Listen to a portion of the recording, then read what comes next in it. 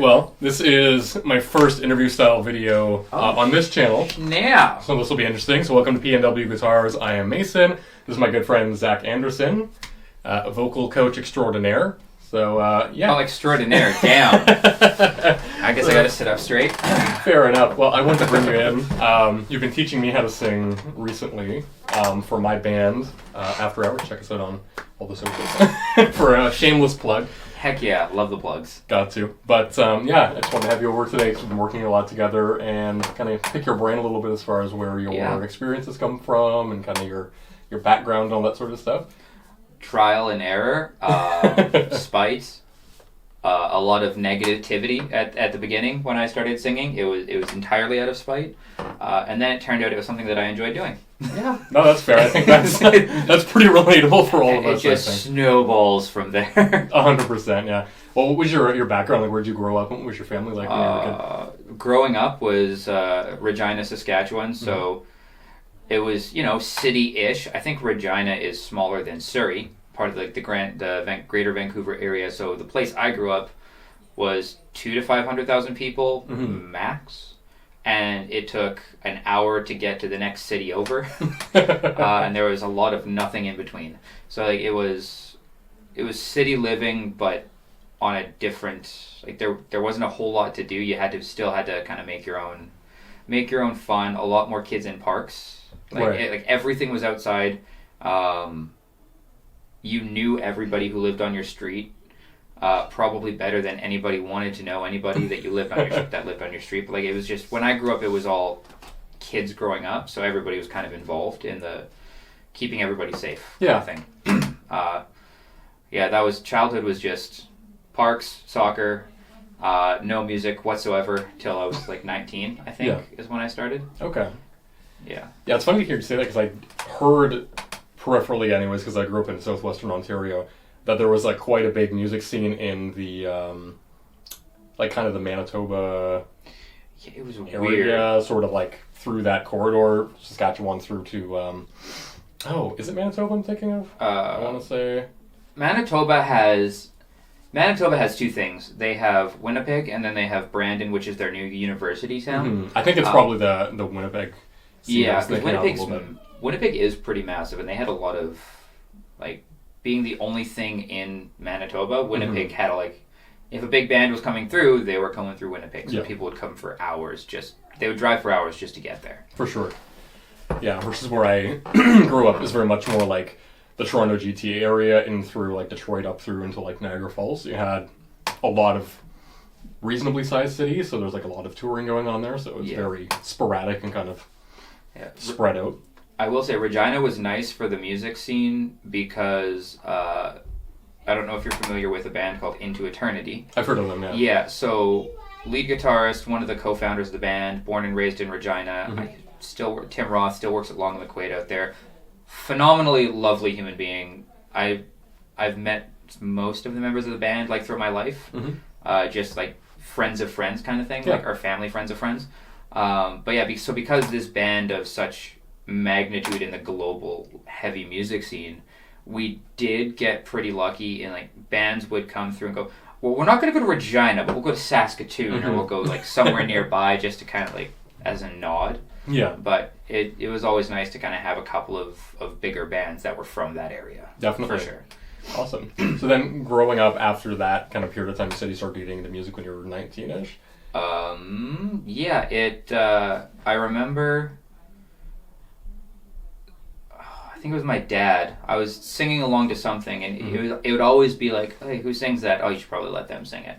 Oh. All the time. And then there was one day where I was like, you know what? I kind of really want to, because I always did voices and impressions and stuff, and I was like, I wonder if I can do this with my voice as well. And I believe the comment was, you're never going to be able to do that, right? So immediately it was like, okay, well, I'm going to learn how to do it. So I went immediately to harsh vocals because I couldn't carry a tune with a forklift. Fair. It was bad. It was like bad. So I got into like Killswitch Engage and a lot of bands that did more guttural, kind of growly stuff. Awesome though. And then it just after a while, it's like sort of got bored with it and wanted something that was a little bit different, a little bit more melodic, and fell into singing. Yeah, awesome. I definitely have a similar kind of thing. I used to sing around the house all the time. I still do constantly. It's like just something I do when I'm doing anything else, and it's still the same thing. It was my family was very much the same way, so it's kind of makes you want to prove them wrong. You know what I mean? Yeah, there's a lot of that. Yeah, unsurprising, I guess. To be fair, no one's good when they start out, whether it's on an instrument or singing or really anything. So it's natural reaction, I guess. But there aren't enough. Plug. One of my other students goes by Everything is a Ballad. Puts a bunch of stuff on Facebook and Instagram, and she has some YouTube stuff.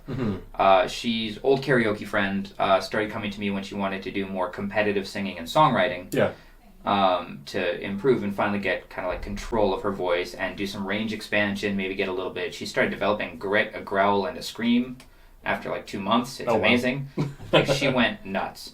But she started posting all of the trial versions of stuff, like all the progress videos. Yeah.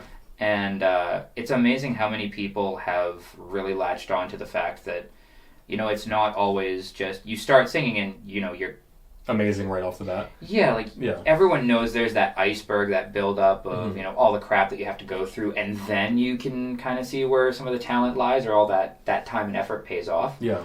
But it's nice to see that there are still people who are doing, like, oh, this is what it sounds like when you're trying something new. Yeah, totally understand that. There have been other videos I've seen, because I've had an interest in harsh vocals for quite a while, that there's a few coaches online where they're showing people, like, getting them through kind of the progression of it, and it's like one where a guy's outside, and he's like, this is what it sounds like when you do scream vocals, like, outside in a natural environment when you don't have a microphone right against your mouth, and he's like, oh, it doesn't sound anything like you would think that it would. So no, a lot of the time it's like the or like, I'm not exactly warmed up and whatever, but I'll try one. I will try one. Completely cold. Just for you guys. Completely cold, and this is what it sounds like when you do this not warmed up. I'm going to build up into it. So it always starts with, there are a couple of ways you can approach it, but nice and light, and try to get a little bit of like false fold or vocal fold compression, depending on what kind of scream you're going for. Okay.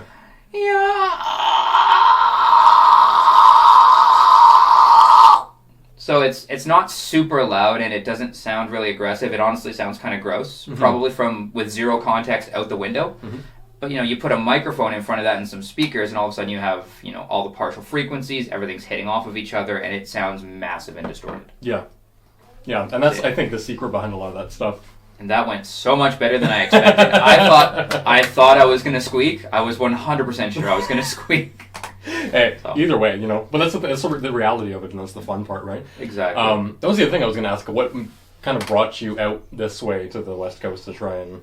Gonna get set up here. Originally, when I had no idea what I was doing, I had taken 1 or 2 voice lessons at a Long and McQuaid in Regina, and it was just running scales, and I was like, oh, this is boring. I can already do some growly stuff, and I want to learn more technique, and it took... So I came out here, and I started auditioning, because I didn't want to do country music, and all the people who were doing more aggressive styles of music in Regina were kind of like already cemented in there, so it was very difficult to find an in to that community for me, at least. So I was like, but also there was a bunch of, what's the best way to phrase this? There were other things happening in my life at the time that I was not ready to handle or deal with, so I left. Yeah. Like, I needed something fresh, away, kind of, to start over. Yeah. So totally understand that. It took me 3 years to realize that was my primary reason for coming out here. But when I came out here, I wanted to be a singer. Just like work with a band, get used to that dynamic, because I had only done it a couple of times, and it was probably some of the most fun I've ever had. For sure. If you can find the right group of people. So I wanted to do that, and then it didn't work, and then it got harder to live because, like, well, nothing's working out, and I have a finite amount of money while I'm out here. So then you just kind of join the workforce. Yep. Which inevitably led one of the first bands that I auditioned for. I actually wrote, it was a prog, I'd never done anything other than rock. It was a prog band. It was a 7-minute, multi-time signature, multiple key change monstrosity that the drummer was helping me do vocal melodies and lyrics for. Okay. That dude is still one of my best friends, formerly the drummer of Cosm. He's got 8 other projects and a billion other things he's doing. Sterling, lovely human being. But yeah, it just kind of fell in with him, and then that snowballed into teaching at some point when somebody just, you do something for long enough and you don't realize how much information you kind of pack away just from, hurting yourself or learning how not to hurt yourself. Yeah. Trial by error. And yeah. stuff like that. It's like eventually somebody comes up, hey, how did you do that without blowing your voice out? I didn't, but here's what I would have done if I had known, right? Yeah. Which kind of spiraled into where I am now, which is insane to think about. Yeah. Yeah, I can totally relate to that. I'm in a very similar situation where I spent all of my life, basically from the age of 12, trying to figure out how to play guitar, and then at some point somebody was like, you're pretty good at this, and I was like, oh, am I? You know what I mean? And you're sitting there doodling away, looking off into space, and you're just doing whatever you're doing. It's like, okay, I guess that's okay, but it's not insert the next goalpost. Yeah, well, that's the thing. It's like you're never quite where you want to be, I think, as being a creative person in general, so it kind of makes you never feel like you're quite good enough, but at the same time it gives you something to work towards, so it's... Yeah, if it's approached properly, it's a very healthy mindset. It's like there's always that thing that's driving you forward. You never get complacent. Exactly, which is fantastic, yeah.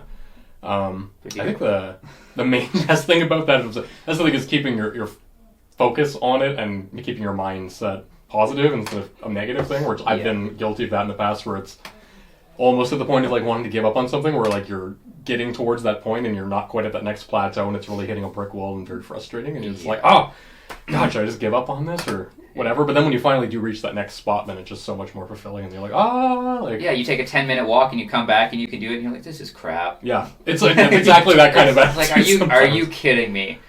Yeah. And then you build the consistency, and all of a sudden it's like, cool, all these other doors open. It's like, what am I going to do next?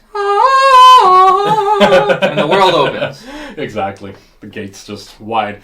And then you're stuck because you have no idea what to do next, and you just keep noodling away. Exactly the case, yeah. Well, that was the thing for me, is that I spent so many years teaching myself, or thinking that I was teaching myself things, and kind of fumbling through it. And then realizing over the last couple of years, taking lessons with you for vocals, and then also shout out to my guitar teacher, Elliot Vernon at Waxwing Studios, fantastic guitar teacher.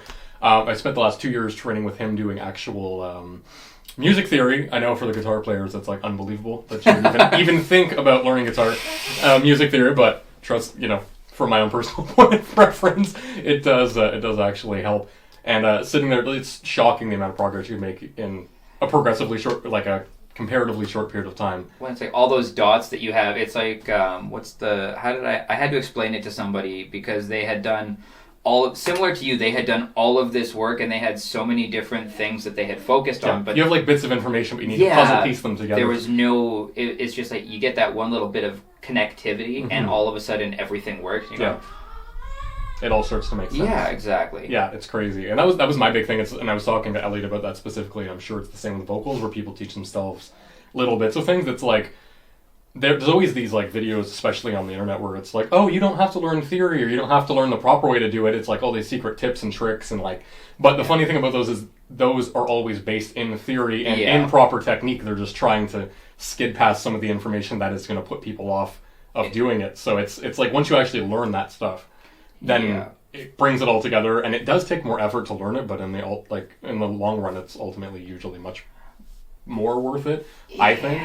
But I can see why it puts people off. 'Cause I was 12 trying to learn how to play, anything, and just being oh, I don't know what the notes are, I don't know what the scales are. But these numbers and lines make things really easy. Exactly, tabs are the best. I didn't even use tabs that much. I was always one of those people that did a lot of ear learning stuff myself. I could never. I was in orchestra since the 5th grade up until the 8th grade, playing in the bass clef. I was playing tuba, and I never learned to read music at all.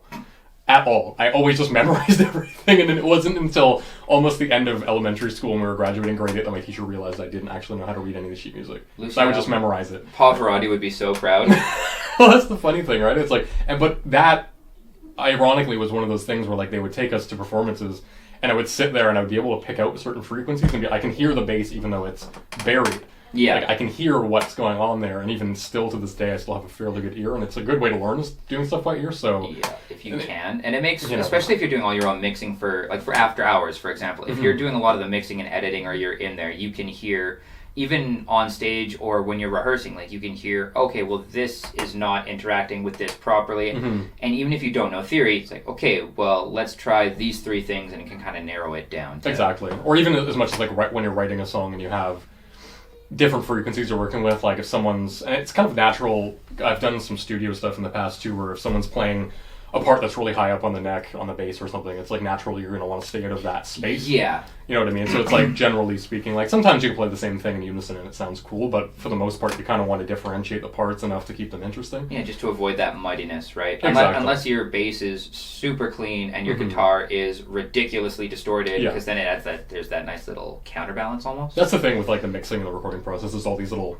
things, and that's something I'm still learning. Like that's kind of why I did all this setup, is I'm trying to do more recording at home, because I've had horrible experiences in the past that really put me off, and I've kind of gotten to the point now where I'm like, okay, I'm gonna really like lock myself in, try to learn how to do some of the stuff, and it's a very like uphill battle for me. It's been very frustrating, but it's the same thing as any of the other stuff we've discussed. It's like and this is some people will tell me that I am cheating, so like I do my own compositional music and stuff as well. I think that it's okay. Some people think that it's good. Some people think that it's cool. songs on every streaming platform ever. But when I started, I was like, I had no idea how to do any of the engineering side of it. Yeah. So I just applied different filters. I used Isotope, it's the Isotope suite. It was Neutron. And I would just go, oh, well, this is a cool sound, and I would go through the filter. I would apply filters, and I would just kind of look at what's happening and try to almost reverse engineer everything. That's honestly a really good way to do it. It's like taking it apart so you can learn how to put it together, right? It took a year of just mucking around, but I almost said an incredibly bad word on your new show. Hey, it's all good. I think we're past the period of time where it's a cutoff where they would actually flag us for that. I think it's like the first 5 minutes or something. Yeah, something like that. Before the swears, I have a sailor's mouth, so I have a really hard time cutting back on that. So yeah, but this way you can say it's for kids as well. Exactly, right? It's like for children, and then it shows up on some parents. You got to get the musicians while they're young, so that their whole life can be spending money on instruments. Exactly. Yeah, instead that's another of drugs. pitfall. Well, anything's better than spending money on drugs. So if you have guitars or you have basses or pianos or whatever, it's not like it's an obsession and it's basically equal in every way to a drug. Exactly right. It is. Everyone gets that gear gas where you just want to purchase things. Oh We've all been guilty of that. A new pedal, a new thing. Well, it's always the thing where it's like, oh, this new thing, you get all excited about it, and sometimes that's good because it can be, it can kind of make you excited enough to keep like learning and picking up the instrument or whatever, because it gives you something to like look forward to. But at the same time, it's like none of these things make me sound any better than I would just sound if I had learned how to play. Yeah, exactly. So it's the quicker you can get to that. It's if you're gonna play guitar, always start on an acoustic, because the action's higher. It's a little bit harder to play, and you will learn very, very quickly how bad you are. Yeah, that's the thing, right? Or how good you are. We have to be positive. Very true. Yeah. Well, that's the other thing with that too. It's like you need to figure out. Like when I worked at a music store, it was a lot of people would come in, and it was always like they wanted to get which I understand. Like instruments are not cheap. But they always want to get the absolute cheapest thing possible, and it was always a big point of contention where we're like, listen, I know that a $500 guitar seems like a lot, but in the long run, if you really think that this person is someone who's going to want to stick with it, especially a kid, like getting them something that's really cheap and crappy and you can't tune it and the action's too high and all that kind of stuff, it doesn't have the sound that they're looking for. Or like if it's a kid that wants to play rock music like I did, and you get an acoustic guitar and start it out the way that I also did, you're not going to get the sound that you're looking for. Given, like, now you have computers and you can run plugins and stuff, so there's, like, a less of a curve there than there was when I started, but still, it's kind of like... If your kid wants to play rock music and you can get a cheap-ish, like, Ibanez, or I'm so unfamiliar with... Even Yamaha, like, they make some great stuff. You can get $139, I mean, when I was there, maybe inflation's gone up, but you could get, like, a Yamaha guitar, one of the Rev Stars, I think, or the new ones, have, like, P90s and humbuckers and stuff. Oh, wow. Or they had what were the Pacificas, I think, with the single coils, very much like a Strat kind of setup, and they were like under $200, and they're actually quite good guitars. So there's options out there. You just have to know what you're looking for, which is where it comes in handy to know somebody that knows something. And I mean, if price is the issue, just be, okay, so if they like guitar and they want to upgrade, you're spending $200 on this, and then $500. Yeah. Do you want to spend $500 or do you want to spend $700? And I've been so guilty of that. I've bought so many things where I was like, well, it's cheap out now, and then eventually you always end up upgrading later, right? So it's like... it's just part of the journey. I think I've gotten to the point now where I'm kind of like at that level of stuff where I'm like, I am I have what I need, and I just need to tell myself. You just need to admire the shiny things from afar. Yeah, exactly. You can browse on your phone all you want and look at the stuff, but you have what you absolutely need to get the job done. They're just tools. Yeah, just go into Long McQuaid or Tom Lee, fiddle around with the new guitars, put it back. Exactly. Go home. I've done the day that you can walk in and play a guitar that you're blown away by and leave it there is a wonderful day for your wallet and for your credit score. Yeah. And as a musician, your mental health, because you know what? I made that guitar sound good. I'm with no effects, no pedals, you just plug it into an amp and go. That's exactly. A good feeling. 100%. And that was the thing for me, coming to you. And ironically, I met Zach through a Facebook group. I think it was the BC Musicians Network Facebook Yeah, I group? think so, actually. Yeah, so I had put a post on there because my band had recorded some stuff and we'd written some things. And my vocals were not quite where I wanted them to be. So what I was looking for was somebody to help me kind of get to that next level. And I've taken lessons before, same thing Long McQuaid and whatever other music stores I've been to. And it was the same thing with running scales and breathing exercises, but I never got to the point of really singing songs and feeling I know how to navigate through, the different parts of my voice. And that was a great experience working with you in the last couple lessons that we've done, is just being these little tips and tricks and stuff where, for instance, the thing that you mentioned where you're doing kind of the Lilo and Stitch really high voice. Oh, no! Yeah, and bringing that down to a level where you're getting a good resonance, and then you can feel where you're moving that around, and that's been a game-changing little thing for me where I'm now I know how my breath control needs to be, where I can navigate through, and I'm not straining my voice and blowing it out. The one thing that I find, and this is not... The one thing I've found with singing teachers, and I'm not going to broad sweep it and say that this is everybody, but there are a lot of instructors out there who don't like to play. They don't play well with other teachers because they're going to steal my tips and tricks, or they're I have a way of explaining this that is really, really useful. Not every vocal coach will work with every student. It's not that they don't know the same amount. It's not that they don't have the same skill, knowledge, understanding, ability to pass that knowledge on.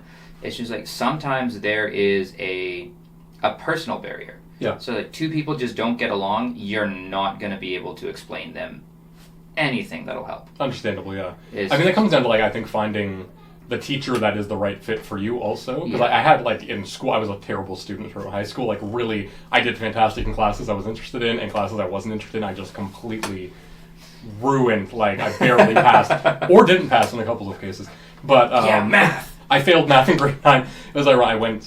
Failed math in grade 9, went to summer school and got a 90 in summer school. So that summer school teacher was a good teacher for me. Yeah. But it's the same thing as I've had vocal teachers that didn't gel well with me. Same thing I've had a couple of guitar tutors previously that I tried a lesson or two with, and that just their approach, I guess, for me wasn't what I was looking for. And I think depending on it depends on what you're looking to learn. And I think knowing what you want to learn is also a big part of finding a teacher that fits what you're looking for. Oh, 100%. For me, I prefer to work, and not saying that I won't work with everybody, because everybody gets a shot. Everybody should be able to learn how to sing. Everybody gets one. Everybody gets one.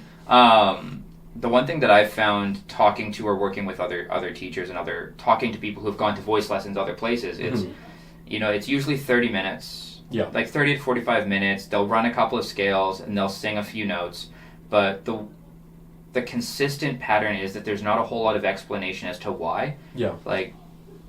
I'm a very reason-based learner. For sure. If you're going to explain something to me, I need to understand why, and that kind of helps my brain wrap around it. And Absolutely. I have found that a vast majority of people kind of fall under that, where it's okay, I'm going to make you do this noise with this mouth shape, and your tongue has to be here, and it's going to feel weird, and you're going to look silly, and I'm going to make you do it in the mirror so that you have to watch this train wreck in action. But here is why. This is what we're trying to achieve. And once they have that, okay, here's the goal. Yeah. It's not just do what I tell you and then it'll work, because there's no target. Yeah, what are we trying to get at? Yeah, right? and it's kind of the same with singing songs. There's a level of, if you teach somebody how to sing scales, what you're teaching them is pitch relation. Yeah. If you're singing a major scale, do do do do do do do do do. That wasn't a good example of it. I know what you go for. Do re mi. Yeah, basically do re mi fa sol la ti do, major scale.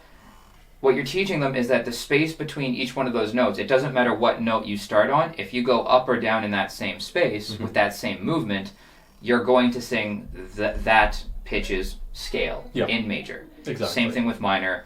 And it's like, okay, so you teach them scales, but you don't tell them why. Yeah. Now when they go home and they try to sing a song, they can hit certain notes, but they still don't know how to get from note A to note B. Yeah. Because there was no explanation as to why. Yeah, and that actually brings me up to a point I was going to ask you about. With the people that you've worked with, because you've been teaching for quite a while now, what do you find, like, 5 years? Yeah, 5 years. And I fell into it backwards, so that's a miracle. And through COVID, yes! You know what? I did the same. I think I actually started teaching probably around the same time as you, but I haven't been consistently taking on students for that period of time because of COVID. Like teaching guitar? Exactly. Oh, okay, so cool. I I had a didn't couple know that. Students previously, and then I myself like reached a point where I was like, I actually don't have enough knowledge to continue teaching you beyond And that's what makes I have. that. See, that right there is the epitome of a great teacher. Is I don't know everything. I need to keep learning. Yeah. So I took myself back to school for that. Yeah. And that's where like I was very, very good with technique stuff. Okay. And not so great with theory knowledge based stuff. So that was kind of the point that I was at. But what I was gonna get to before I got off on my side tangent there was what are the things that you notice that people tend to have the most trouble with? Is it transitioning between voice types? Like, is it like going low to high? Is it belting? Is it using your head voice? Is it vocal strain? Like, what are the things that people tend to run into the most problems with? I would say that the most common issues are, one, singing is incredibly counterintuitive. The more, like, belting is one of those things where it is so loud and so big and so boisterous that people immediately go, oh, I just have to throw my whole body into it. And it's kind of finding that balance between relaxing into a big sound. Because when you're singing, the more relaxed you are, the bigger your sound becomes. Absolutely. And, for anybody who isn't familiar with singing and like the anatomy of it, all of the tissue and the muscles that kind of form your vocal tract, when you are relaxed, they very closely resemble tile, similar to in your bathroom, where your voice always has this nice hard flat surface to reverberate off of. It's why you always get those really big echoes. As soon as you start tensing up or flexing, if you think about flexing your bicep, everything kind of humps up or turns into ridges. And it's kind of like you turn the inside of your body into a sound dampening chamber. You sing flatter, you have less power because you just have more spaces for that air to get trapped and it doesn't bounce. That makes sense. It's combating that plus how to properly utilize airflow, I would say, is probably the other big thing. Because a lot of people, again, it's like, I guess the anatomy of singing, just to sum it up in one word, like, for example, when you inhale, you want to make sure that your belly comes out, your sides come out, and your back comes out. When you're exhaling or you're singing, you want to try to maintain that shape. Right. And people struggle with that because, well, aren't I just going to be holding my breath? Yes and no. Yeah. Like, there's a level of...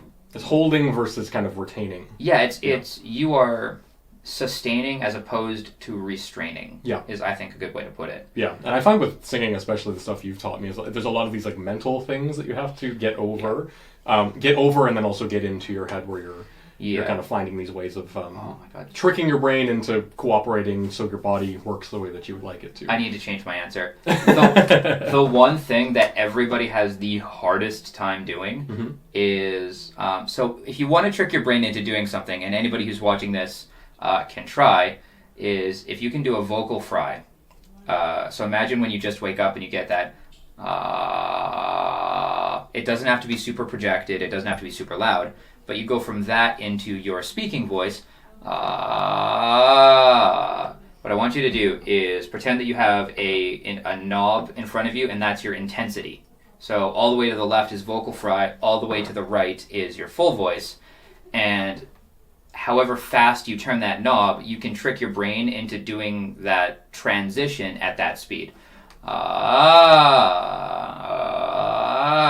And in there you'll find all the other pitches that you can use that for every aspect of singing. The problem is that those hand gestures are incredibly goofy, and they make people feel very self-conscious because it's like, I have to teach myself how to do this thing that I've been, like speech. Yeah. I've been speaking my whole life. I have to teach myself how to do that differently now. Basically, yeah. Yeah. And is that part of the... I've heard that there's different vocal folds, and is that why some people have like an accent when they speak versus singing in a way that doesn't reflect that accent? Do you know anything about that?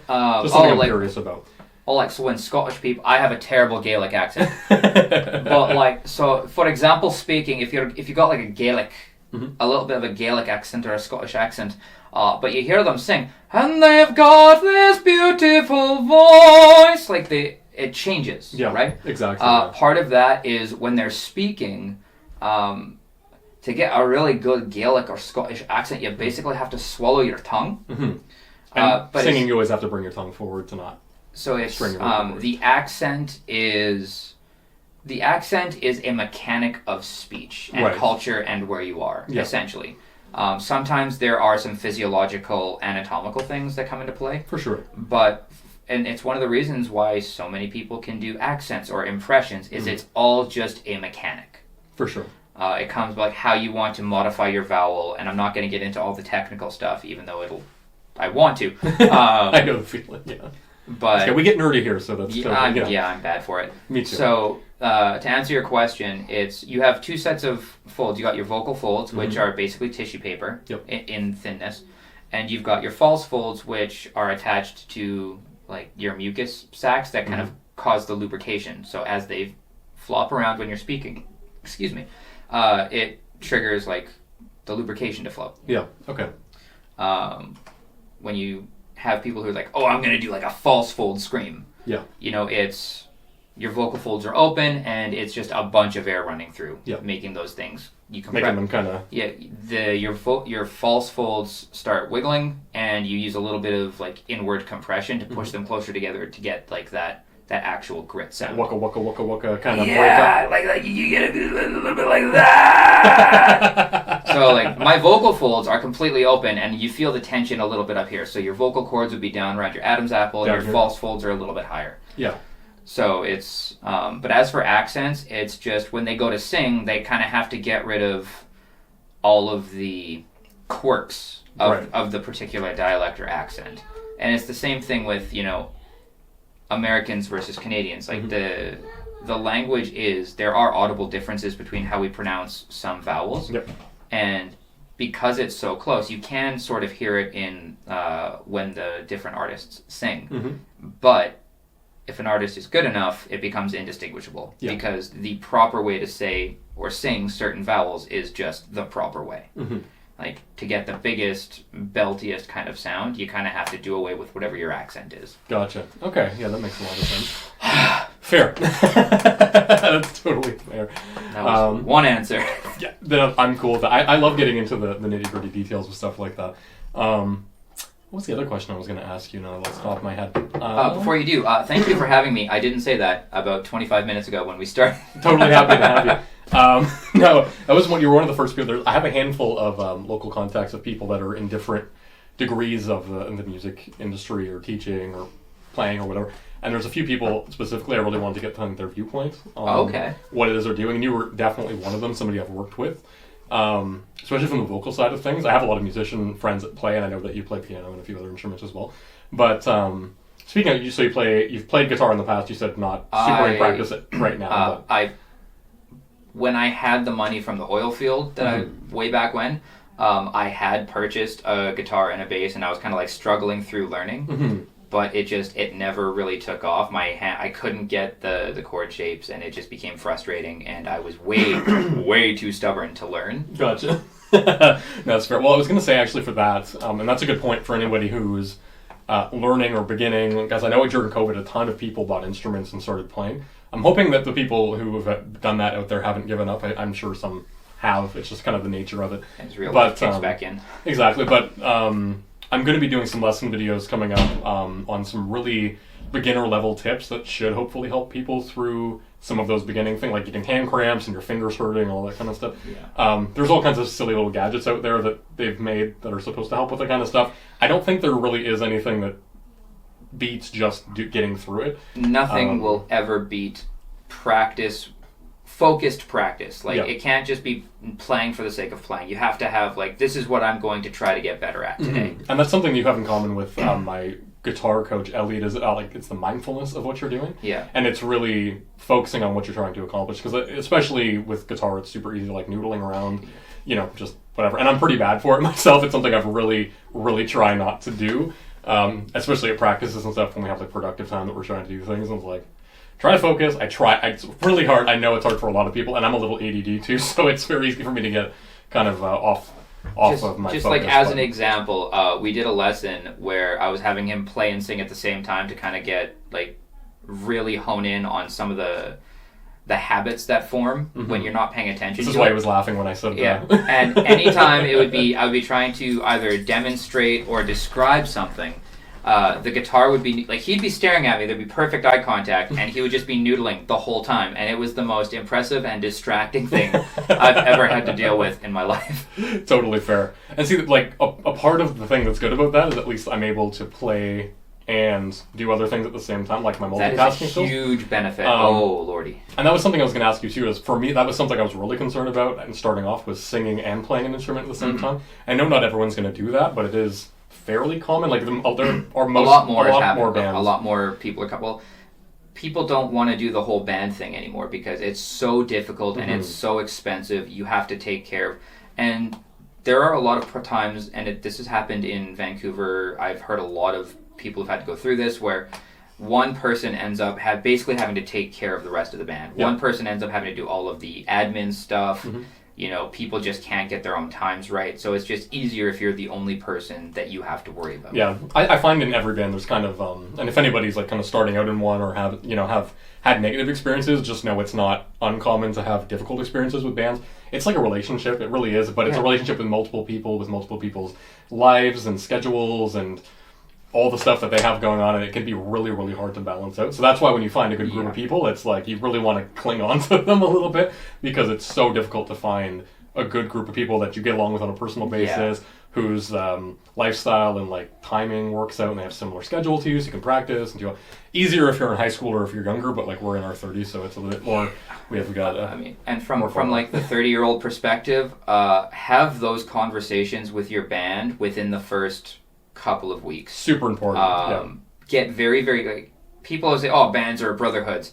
Bands are a chosen family that are going to piss you off like nobody else in your life ever has, because because they are creative personalities, or at least hopefully they will be. Your bandmates will be creative personalities like you. They are going to want to contribute. Yep. So you have to make sure that... Be willing to take some people... It's some give and take on both sides. Exactly. Right? So it's just like, if somebody's really creative and they have a lot of good ideas, but maybe it doesn't meld with the sound that you want, try compromising by just going, okay, well, if we applied what you want to do... Yeah.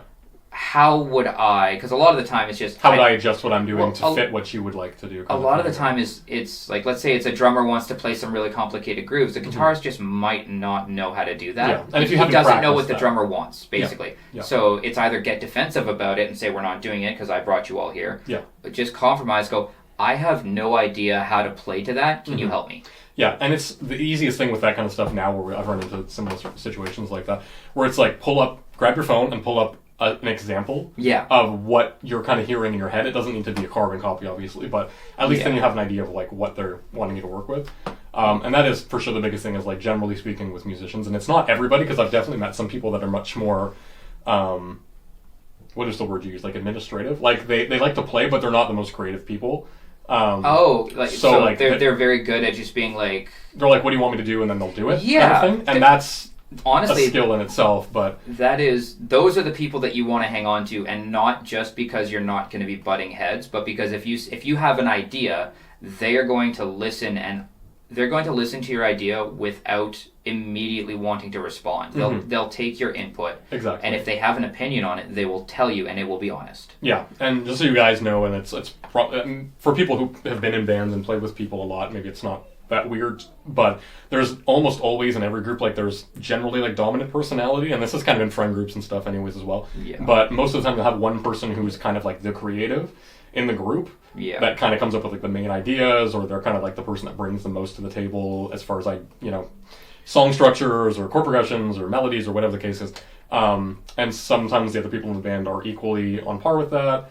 That's usually when you have people butting heads a lot. I've come to realize is when you have people that have really big ideas and sometimes they don't mesh well. Sometimes it's great and it works, and sometimes it doesn't. It just depends. But honestly, what you want to have is you want to have somebody. You want to have an idea guy, and you want to have a follow through guy. Because the idea guys or girls, the idea people tend to just be very, very creative, but they don't follow through and actually build something. They're not good at building a song. They're good at coming up with like a chord progression or a riff or a lick or a melody or a beat. Something interesting that catches your ear, but it might not. They might not know where to go from there. Yeah, it's in a void. Yeah. So it's just like if you have those, perfect. But you got to have somebody who goes, okay, here's what we can put on top of that. Yeah, and that's why it's never a bad idea. And I do this myself. Is I have my recorder on my phone, and I know a lot of people do this, whether it's vocalists or musicians, whatever. Anytime you come up with something that's interesting and really catches your attention, just record it into your phone so you have it for later and you can always come back and reference it. Give it a name, something that's easy to track down. But yeah, because I've done that plenty of times where someone will come up with an idea and I'll be like, I've got nothing. Yeah. But I have a box full of recordings I can pull up and see if anything kind of fits with that. And there's nothing harder than trying to go from, this is what we have, where do we go from here? That's always the biggest, most difficult part of most songwriting process, or even if you're just sitting in your room writing guitar riffs or you're doing whatever, like that's always the hardest part. Is like where do we go from what we currently have, or how do we build on what we have? And this is great for vocalists as well as anybody else. Sit in a room with your band and just make sounds. Like doesn't hurt, it doesn't have to. Nothing has to come out, and nothing will ever come out polished from start to finish. So like if you have a beat and you have no idea what to do, either strum along and just find a couple of chords that you like and see if you have another guitarist, see if they can, play something on top of it and just get really used to improvising, or make a bunch of like hum or try to sing along with the beat, just see if something clicks, because a guitar is going to sound different than a voice. If you can come up with a vocal melody on top of a drum beat, it's so easy to put a guitar, like a chord progression under a vocal melody as opposed to a lead line. So much, yeah. Because a lead line can go anywhere. Yeah. And vocal melodies are usually pretty structured. Like once you got hey da da da da ba ba da da. That gives you a rhythmic basis to work off of as well, which is another good part. That's actually something I've realized about myself, is I'm very into writing off of rhythms. More so even than melodies or anything like that. Groove is so much shredding is great, technique is great, groove is king. Yeah. Groove is God, hands down. Time feel for musicians is like number one. It's the one thing that immediately when you start playing with somebody, it's the first thing you notice. Yeah. And it's the god of everything. And if you're playing to a crowd, it's like, okay, they cheer at the end of every song. That's cool. But did they groove to it when we're playing? If you look out at a crowd and you see, and I've had this happen like 3 times, because anytime I've been part of like a performative band, twice was for students who like booked a show without having anything finished. So like I had to come in and help them do whatever. Okay. It was it was a rushed project.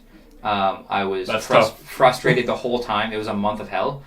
But like when you look out at the crowd, even if it's an unfinished product, good lord, and you can see them grooving along, there is no better feeling than that. Maybe only second to people singing your lyrics back to you. That'd be about the only thing I can think that tops. Yeah, and that's you got to be at a certain level to kind of be at that point where people are singing their own words back to you, which is also great because it helps you remember the words. It just means you don't have to. Yeah, exactly. And I've heard that from some people who are in bigger bands. So like, oh, I forget the words all the time, but if someone in the crowd knows them, you always find that one person that knows everything, and you just pinpoint on them and you lip read. That's why you always bring a friend on tour. That helps. They start. But Devin Townsend was doing like a master class or something, and he was going, all right, I'm going to show you the best thing for any band to do, because you can't sing everything you record live. No. Because a lot of it is done with a bunch of harmonies, layers, and some of it's really freaking hard. Yeah. And the part that you actually sing is not the most interesting section of that stack. Usually not, and it's usually some median point in between where it's kind of covers the bases of the idea of what's there, but you're not getting all the bits, right? So it's just like, all right, everybody knows this part. Sing it for me, whatever town I'm in. Exactly. It's just like, if you can get to that point where you've played enough shows and you have enough of a fan base that's pretty regular, you should always know all the words to your songs. You should, but you have another way to interact with the crowd, and as a singer, you can take a break. Yeah. And those are so rare, and they are so nice. Yeah, when you can get a moment to really catch your breath and do like come back. do a stretch behind the microphone while it blocks out all the goofy stuff you have to do just to get by. Oh yeah, weird facial features and just anything. And that is another good point actually I was going to bring up is how important is it for singing, whether you're doing backups or lead vocals or whatever the case is, to get outside your comfort zone and be comfortable being uncomfortable and feeling goofy or whatever the case is. If you cannot be okay either having moments of failure or being goofy or being silly, making funny faces, laughing at you, if you cannot be okay with the idea that what you are doing is perceived as not perfect by other people, you are done before you've started. Yeah, that'll definitely get in your head. The first thing that happens is like singing is almost 100% built up on threat management. Everything you do is like if you're a singer and you're trying to hit a specific pitch with a specific amount of oomph or projection. For male tenors, let's use A and B4. Those are like the big opera notes, for example. You do it once, it sounds great, you're super happy, but because you've only done it once, your brain treats it as the abnormality. Right. So, it's the not the rule, it's the exception, right? Exactly. So all of a sudden you can't do it anymore. Every time you go to it, everything tightens up and your throat gets dry. Yeah. Because your brain's like, that's weird, that's not normal, that's a threat. Right. So if you have to, it's the ultimate in threat management, essentially, is you have to be okay with anybody hearing you, mess up. Yeah. Which is why I was okay to squeak in front of however many people are going to watch this. Hopefully lots, but it's the beginning, so we'll see what happens. I mean, it happens. That's fair. And I was going to say, that was a good point, actually. That was an issue that I was having with my song Lie to Me. Getting to that high note where it was the thing where I was anticipating it coming up. And just working through that with you was really helpful for me. If you guys haven't heard the song, it's on Spotify and Apple Music and all this stuff. Go check it out. But it's called Lie to Me by my band After Hours. And there's a point in that song where I'm singing, like, it's high-ish for me. And it was a note that I was anticipating trying to sing, and then it was getting to the point where I was not hitting the pitch properly, or I was just screwing myself up in my head. So that was something that Zach helped me work through a lot. It was a couple of vowel modifications, which was actually very helpful. And then kind of just relaxing and allowing yourself to know that, like, I've hit this note before, I know what the note is in my head, just, like, go for it. And it's kind of one of those kinds of things where... And then it turned into a lot of shouting. Yeah. Not at him, well, a little bit at him, but I had to be louder than the music because it was in, like, a rehearsal space. Yeah. But it was just giving yourself the... it's like almost an intro to grit and rock singing as well. It's like you have to give yourself that permission to be loud. Yeah. Because especially nowadays, everything's so condensed. People are packed in tightly everywhere. And everyone wants to be respectful of their neighbors, their friends, whatever. Absolutely. So it's like nobody wants to really get loud anymore. Yeah, and that was an issue I always had, is that I was used to always singing very quietly, so I could always get through my range, but only at a lower volume. So for me, like, allowing myself to open up and really get to that point it's a whole thing. It's a process, and just know that for everybody, like singing especially, it's uncomfortable for a lot of people, I think, and it's one of the very few instruments where you don't have any sort of indication other than what you've placed where your notes are. So, like, the first thing for, like, when you're running scales as a beginner singer, the first thing I tell people is what you're doing is you're building a fretboard in your head. You have to find some sensation that cues you for a callback to this note. And that is probably one of the hardest things to, because most people go through their lives without thinking about it. Yeah. Like, I'm weird. I was always doing voices, and I was always trying to figure out how to call back to things. Yeah. So I got really lucky and learned that at a young age. But, like, if, for example, if I wanted to sing a C in the 5th octave, I just instinctively know where that is based on where I put that place marker on my head. Yeah. Yo! Almost always going to be within a few cents of, like, hitting that C5. Yeah, it's always. Kind of like bookmark in your brain. Yeah, and, like, for me, it always, yo! It's, like, always, like, right about here. Yeah. It's just... For, the big A notes, like Iron Maiden, a lot of metal songs, like they have the power ballads, they have that high A or a high B. Yeah. It's placement for that generally feels like it's coming from behind your eyes or your eyebrows. Okay. So it's just, if you can find that and you can make that consistent, you always know where to go. Absolutely. The problem with that is that if you learn that first instead of how your voice works, then you're always going to push from up top, and you're going to get a very nasal, breathy, or you're going to do something in there and plug your nasal cavities, and it's just going to be a bad time. Fair enough. Alrighty, well, I think we're getting down on the time for kind of wrapping the video up, but I did want to ask kind of a quick rapid fire kind of thing just for you. 5 most important things if you're just starting out singing. Oh God. In your opinion, what are the kind of the 5 things that you would tell anybody to focus on the most, and what are maybe some little kind of like tips or tricks you might have that might help people through some of those beginning issues that singers tend to have? Would this be just like somebody who's coming into it completely cold? Let's say someone who's maybe dabbled a little bit in singing and it's like kind of trying to find their voice and how to manipulate it. Okay. Yeah, maybe someone in that position. Like someone who's got a little bit of singing knowledge, they can sing a few notes, they can do like karaoke passively kind of thing? Sure, yeah. Someone who's maybe like comfortable singing in the car or in the front, stuff like that. Yeah. First thing would be... Number one! I just caught myself in the mirror, and that was weird. That's a distraction. I should move that. That is a distraction. That is a weird spot for Number one! First thing would be get really used to being goofy. No one should... You are the only person who should never take you seriously. Because nobody else is going to. The harder you try to be cool or to do things that are badass... I don't know why I'm air quoting.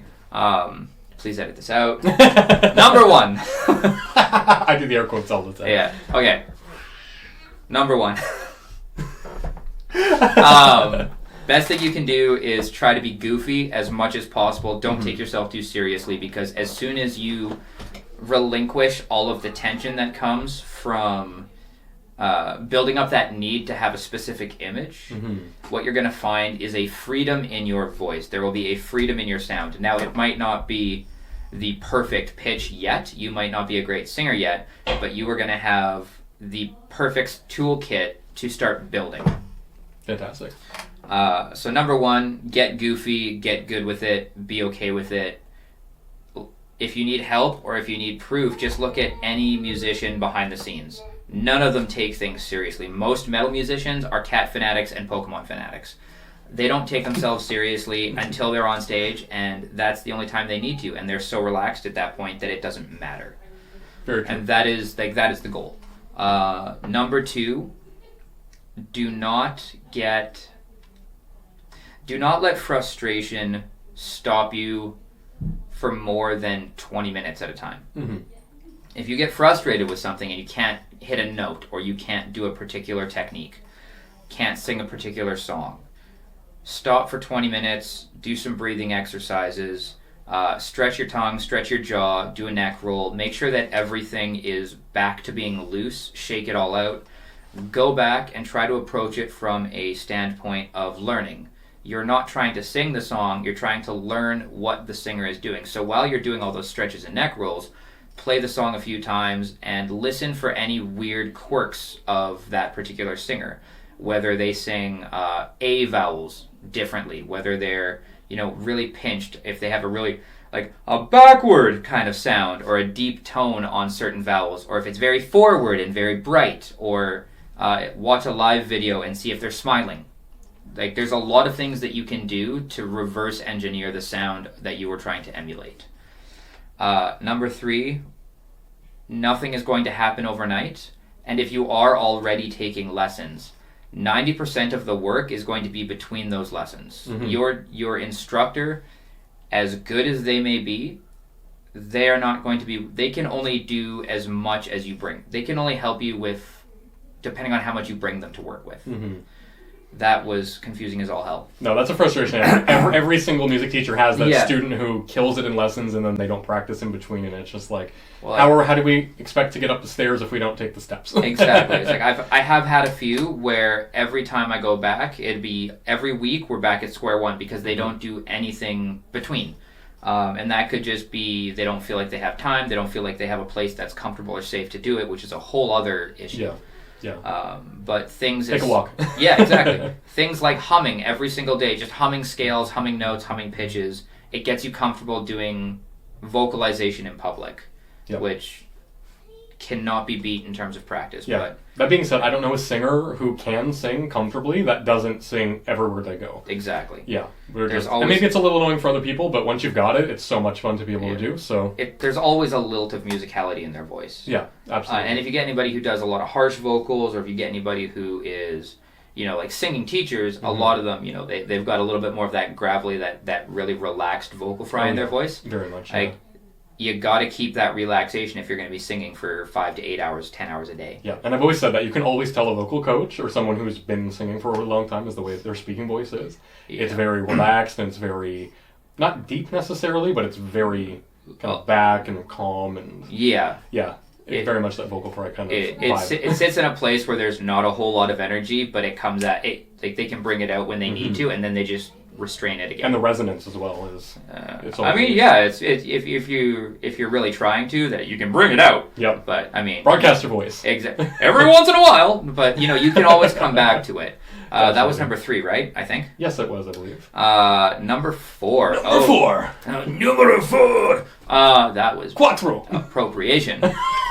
Cultural appropriation. It's fun. Only on the internet, folks. Number 4 would Absolutely. Number 4 would probably be if you are serious about improving your voice. Mm-hmm. Find 3 artists or bands that you love and analyze their voice. Find 1 artist who you tolerate and analyze their voice. Find something in either how they phrase or how they do their pitching. What maybe it is the vocal melody lines that they use. Find something in that artist that you enjoy, and then find an artist that you cannot stand. Find somebody that you cannot listen to any of their songs for 30 seconds. Find one thing about their either it's their lyricism, or it could be, again, pitching, intonation, how they shape their words. Maybe it's they perform better live. Try to watch a live video and see if they do anything that really catches your ear. Because if you're only, it's kind of like an echo chamber. If you're only pulling from something that you love, you're only going to be able to emulate that, and you won't have that fully well-rounded development of your voice. Yeah. You kind of have to pull in from everything. So in my case, loved Slipknot and Killswitch growing up. So I pulled a lot of my bigness from Howard Jones. I loved his Howard's voice. amazing. Yeah. Love his voice. Matt Heafy from Trivium, also killer clean voice. He's got that nice deep kind of like militant almost. He almost sounds very much to me like some of those old 20s like jazz singers. He's got that kind of vibe. And Mark Tremonti also, I don't know if you know that he can sing, but Mark Tremonti is the guitar player from Creed and also Alter Ridge. Okay. And I think I want to say he may have played with Slash, but I might be getting that wrong. Regardless, he's done like a Frank Sinatra cover record, and he's got very much that vibe. The in his crooner voice. Yeah, and it's awesome. It's really awesome. If you guys haven't checked that out, definitely do. That would be, the crooner voice would be what I referring to dark or deep, like darkened vowels, and think contemporary pop, like dating myself, Justin Timberlake would be that bright forward sounding. It's a good reference for that, yeah. And I love that you mentioned that too, is pulling from places that you don't necessarily like, because I find once you start working on stuff, then you start recognizing techniques or ways around things. And like even for myself, I started listening to like some pop music that I wasn't necessarily the biggest fan of. And I was like, oh, Britney Spears, now I get why she does that thing with her voice, because it's easier to get to this other place. And all that it pinches things through. Country singers, for example, that twang. That twang is that twang. That twang. I dare you to try to sing something that you consider to be out of your vocal range, and then do it again with the twang, and then hate yourself by how long you've been putting off trying to do it. Yeah. 'Cause that twang, it sharpens everything, and it's such a smooth ascension. So for me, it was like the stuff that I hated was country music. I didn't like it. I can agree with you. So I would pull from like stadium country and pop country and all that kind of stuff, and figure out what it was that I could. It was one song, and I think it was, it was like a Luke Bryan song. Country Girl, Shake It For Me, because, yeah, of course. Basic country kid. Yep. So it was like, I'd start singing it, and I'd be able to hit notes that I couldn't before. Yeah. And that's what really spurred this on, and I was going, oh god, oh, I've been doing this wrong. Mm-hmm. So, like, Killswitch and Slipknot and all these metal bands, and then, Backstreet Boys, because it's hard to sing a Backstreet Boys song properly. Yeah. I've tried to do them in the car a few times myself. To do all the parts is very difficult. Like, they are professionally trained singers, and they've been doing it their whole lives. Yep. And the harmonies are unbelievable. Yes, harmony is something that still Let's go! We're back! Backstreet Boys. Backstreet back. Yeah, the camera didn't like Backstreet Boys. Oh, cool. We're good. It's not cutting this time. We took care of it. All right, so... Backstreet Boys? Let's make sure... Backstreet Boys? It's gonna be May. I think we're good. We're good. Okay. Alrighty. Cut that, please. So we're wrapping up number 4. Number 4, at the end of it,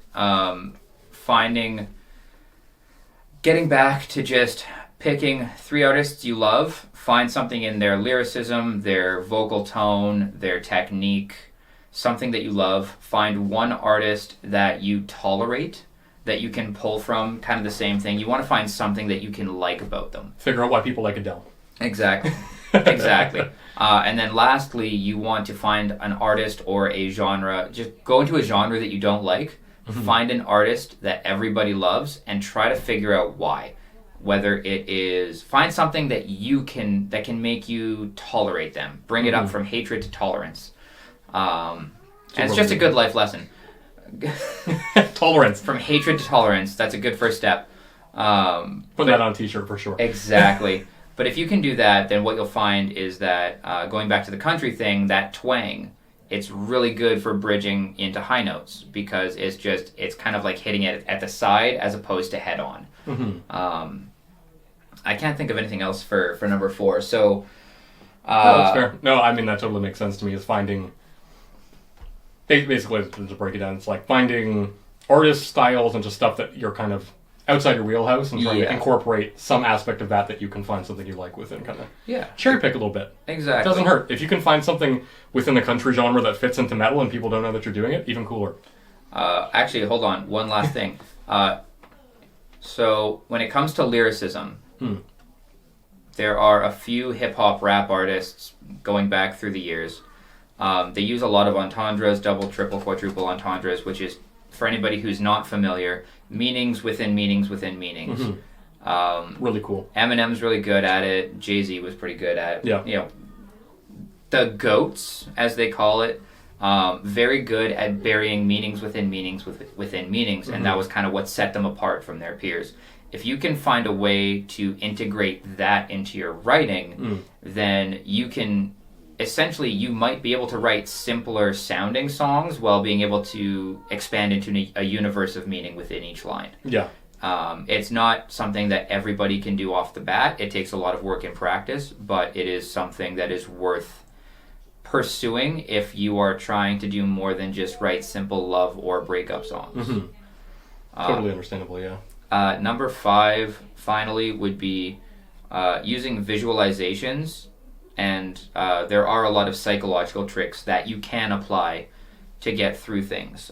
For example, building a fretboard kind of along your head to create callbacks to certain pitches.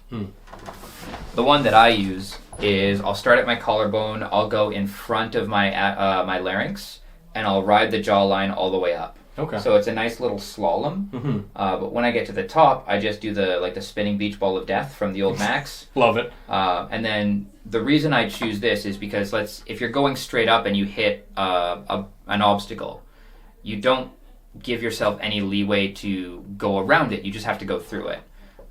Keeping in mind that all of the muscles and the tissues that you use to sing are so immensely small. Fragile, too. Incredibly so. So it's like trying to get into your yard, but there's a gate in the way, and the gate is about the width of one of your legs. You go around it. You don't have to go through it. So when you're going up and over, you just follow the flow of air in a nice little slalom, and you're not going straight up into something that might be considered one of your obstacles. And then, when you get to the top, you just keep going until you can't anymore, and you come back down. It's a great way to get the lightness that you need to open up your whole range, so it's great for range expansion. but it's also a great way to build a fretboard of callbacks, because you can figure out, okay, if I want to sing whatever note, A and something or other, it's not going to be A. That actually might be A. Yeah. Right behind the ear. Yeah. So for me, it's like right here. It's okay. right under the earlobe. Gotcha. It might be different for everybody else depending on how you do it, but a visualization like that is great for callback, which is the basis of any singer. You need to know how to get back to every pitch that is available to you. Calling back to the little knob that we had, you could also do something that's away from you or towards you. So, you can do that with pitch. You can do that with any sort of vocal modulation that you're applying. If you're having trouble going from, a high pitch to a low pitch, you just go the opposite way. And you just go slow, and you slowly speed up until you can go up and down with reckless abandon. It is a great way to add a level of control to a group of muscles that you genuinely can't control the way you would anything else. Last but not least, if you're doing anything with vocal fry, which is a great exercise, and I will demonstrate why. So you have if you want to do like high power vocals, let's say, if you were to take everybody in the world and you just take them off at their head, and it's just the vocal cords, it's a very thin, tinny sound. Like, there's not a whole lot there. Okay. So all of the uniqueness that comes from everybody's voice is mouth shape, face shape, bone density, that kind of thing, right? Gotcha. So when you're working vocal fry, you can go from what is essentially a bass note to the top of your range very, very quickly, very, very easily. So peace sign is your vocal folds are open, which would give you the fry.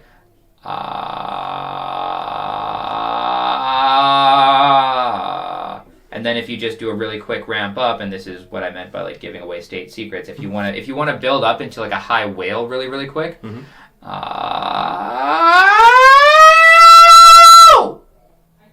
That's then how you do it. Come back down. It is, if you do it right, it should feel like you're using a bit of energy, but you're not putting any power into it. You're closing your vocal cords enough to create a pressurized stream of air. That's all it is. Awesome. I think that's pretty much it for like the tips and tricks. That was what, like an hour and a half? That should be. I think that's enough for us to. An hour and a half of tips and tricks, yeah?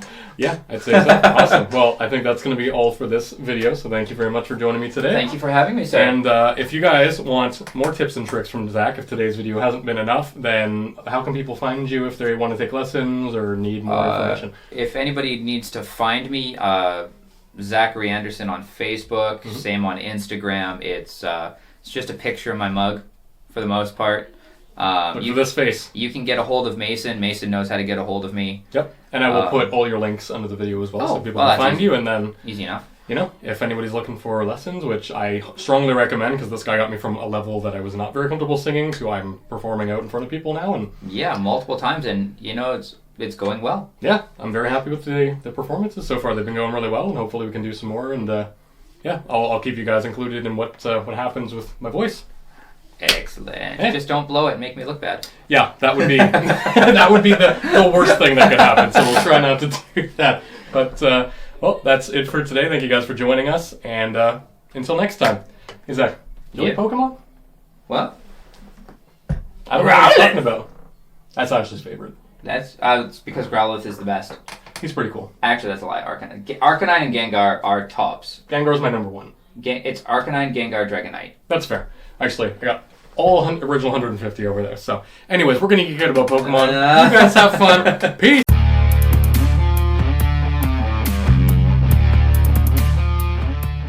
And I'll do and we're good. All right. Love it.